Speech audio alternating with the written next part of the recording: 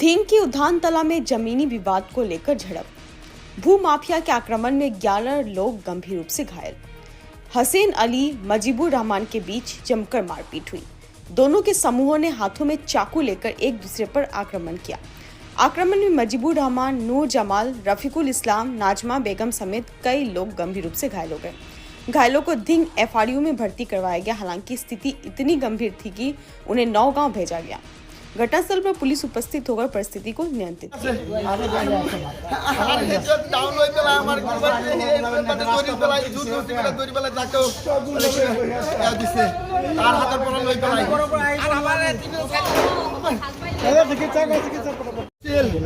আমার কুয়াটা থেকে অর্ডার হয়েছে, অর্ডার হইলেও আমার মাটিয়ে এটা নোটিশ হয়েছিল তাতে আমার বাড়ি দিতে আই জোর জবরদস্তি হাল বাই পলাই বাড়ি এইগতে দাওয়ানি পেলাই আমি না জানো বহুত বহুত পার্টি আহি পেলাই হালটু বয় দিলে न्यूज़ रिपोर्ट टेली 24 लाइव।